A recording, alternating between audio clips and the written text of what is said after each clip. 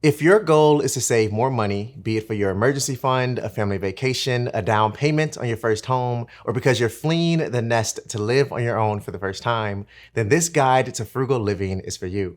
Now, many people cringe or laugh when they hear the word frugal, thinking it's about being miserable and cheap, but they couldn't be further from the truth.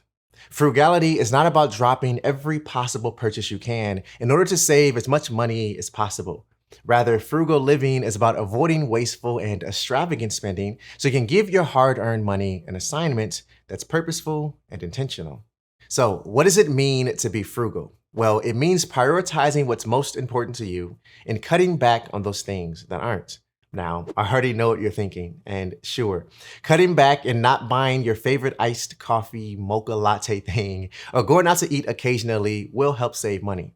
But doing those things alone will not make a big impact on your finances. So, before you question whether or not this lifestyle change is worth it, I want to remind you that this is not meant to be a sprint, but rather a marathon.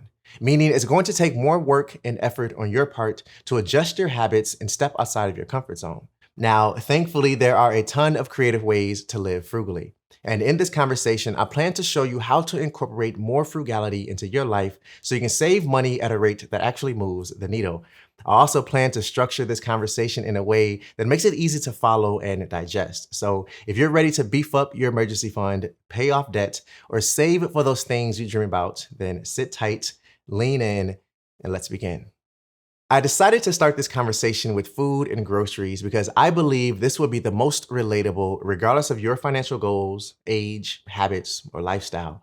As a matter of fact, as I think back to the beginning of my wife and I's financial journey, back when we were dating, food and groceries was the first category in our lives that we made significant changes to in order to save more, pay off our debts, and regain control of our finances. So, what did we do, and what can you do to save money in this area? Number one is pack a lunch. Let's do some quick math to illustrate this. On average, if you spend $10 a day buying yourself lunch 5 days a week, then you will spend on average $2,600 a year. Now, imagine if you bought yourself a $10 lunch every single day for a year. That would average out to be about $3,650 a year. Now, I don't know about you, but I'd much rather save as much of this as I possibly can by simply packing my lunch every day instead. Now, packing your lunch from home would require extra time and planning ahead, but that's nothing in comparison to how much money you would be wasting if you ate out every day for lunch. Number two is recreate your favorite meals at home. If you spend a huge chunk of your money on eating out every week, then I can only imagine how much you spend in 1 year's time. See, if you're looking to save more, then you should strongly consider recreating your favorite meals at home rather than eating out. Not only will it save you a ton of money, but to be honest, it's a bit more fun. My wife and I often bet on how well we can recreate something, and when we do it successfully, it feels good. And if we happen to fall short, well, it still turns out to be pretty good. Number three is make a shopping list and stick to it. A straightforward and easy way to save is to only shop when you have a list. It's so easy to get sidetracked, especially in the grocery store, which can lead to costly and unnecessary purchases. Now, although creating a shopping list can help significantly, you still have to shop smart. So check prices and use coupons if that's your thing. Number four is reduce food waste. Believe it or not, Americans discard more food than any other country at nearly 40 million tons a year. And globally, we waste about 1.4 billion tons of food every year. That's a lot of waste, both in terms of food and financially. Now, if you take a look at how much food you waste, it might surprise you. So a simple way to cut back on this and save money is by designating a zero waste week, or do what my wife and I do and make every week a zero waste week. All this means is to consume everything you cook and buy before you go out and grocery shop for more. And as a bonus tip, consider going reusable wherever you can. This will also help you cut back on waste and save you a ton of money over time. Now, when it comes to housing and utilities, this is another one of those areas that can make a significant difference in your finances and how much you're able to save. So here are a few things that my wife and I have or are currently doing, as well as a few things that you can try in your life. Number one is downsize and pay less in rent or mortgage per month. A great rule of thumb when it comes to housing and utilities is making sure your monthly payment is no more than 1/4 of your take-home pay. If it is, then you might be paying too much, which will result in you not being able to reach your other financial goals because too much of your monthly income is going into housing expenses. Number two is practice preventative maintenance. Now, this is great, especially if you own a home or have a car. And if you're renting instead, then just ignore the home ownership part of this conversation. See, preventative maintenance is all about preventing normal wear and tear from getting worse and becoming a much bigger problem, which in turn will cost you much more to fix. Think about leaks, cracks, flooring, gutters, oil changes, brakes, transmission fluid, tires, and any other areas that require regular checks and maintenance. If you do these things in the short term, it will save you a ton of money over the long term. Number three is learn ways to save energy. So this may include swapping your light bulbs for energy saving bulbs or using window light instead of practical lights altogether. You can also open a window or two instead of using your AC in the summer, or consider unplugging small appliances and electronics whenever you're not using them. When my wife and I were in the midst of paying off our debts, back when we were dating, it required us to make some changes in how we approached entertainment. And although we were aggressively attacking our debt with every extra penny we had, we didn't want to forget about each other and doing things that we enjoyed. So we had to get creative, and to be honest, those moments were extremely fun. Here are a few things you can try. Number one is find deals on Groupon. If you're not familiar with Groupon, get familiar. My wife was all over it back when we were dating and paying off our debt. And we actually found some pretty cool activities to do for the low that didn't disrupt our debt payoff goals. Number two is get out and explore your neighborhood. Far too often, we think that entertainment must include traveling somewhere and spending money, but it doesn't have to be that way. If you just get out and explore your neighborhood, you might stumble across a free or low-cost event or activity that interests you. For example, my wife and I go to farmers markets, car shows, vegan festivals, live music events, and the like. We find these events to be entertaining without pressuring us to spend money that we don't want to spend.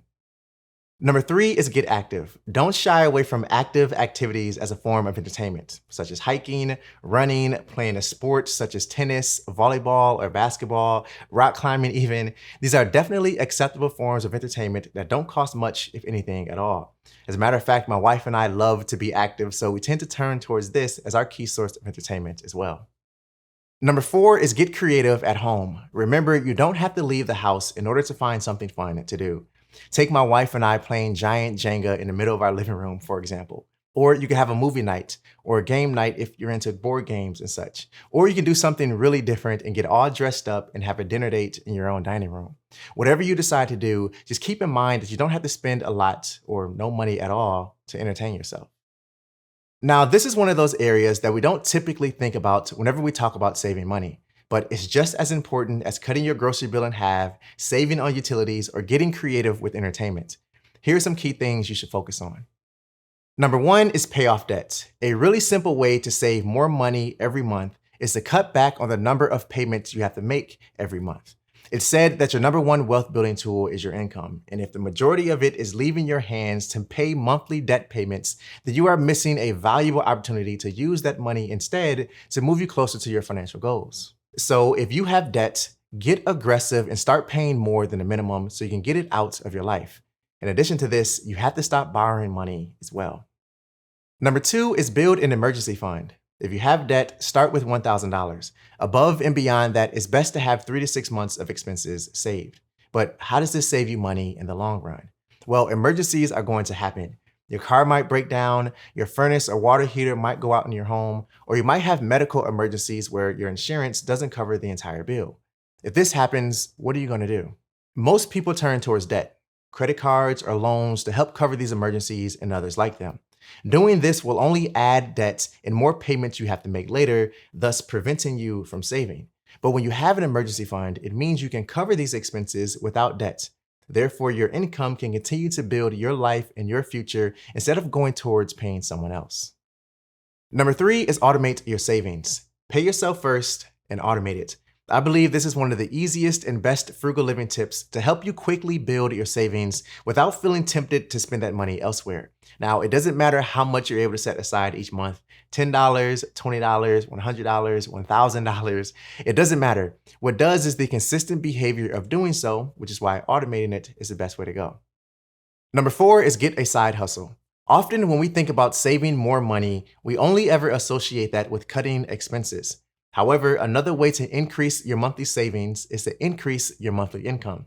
So ask yourself, how can I make an extra $100, $500, or $1,000 or more this month? Do you have a service you can offer others or a talent? Maybe it's baking, proofreading, cutting grass, plowing snow, editing YouTube videos, or taking pictures at weddings. See, if you have something of value to offer, then there is someone somewhere who can use your service and help. So don't shy away from starting your business or hustling your side hustle. As I mentioned at the beginning of this conversation, there are a ton of creative ways to live frugally and save more money. Now, in addition to everything we've just talked through, here are a few final thoughts and ideas I'd like to leave you with. Number one is sell your clutter for cash. Now, there is a time and a place where selling the clutter you no longer need serves as a good option. But it's important to realize that you're not going to make back what you originally invested into said item you're wanting to sell. However, this is still a good option to make a few extra dollars that you can save or put towards debt. Number two is cut memberships and subscriptions. So gym memberships, movie subscriptions, music subscriptions, applications, and anything else that you pay a monthly fee for that you're not consistently using or could go without. This is an easy way to cut back on unnecessary spending and save money over time. Number three is shop around and compare prices. When shopping for anything such as cars, appliances, insurance policies, electronics, it's important that you shop around and compare prices, especially if you're preparing to spend a lot of money up front or over time like you would with insurance. So you want to make sure that you're getting the best possible price you can.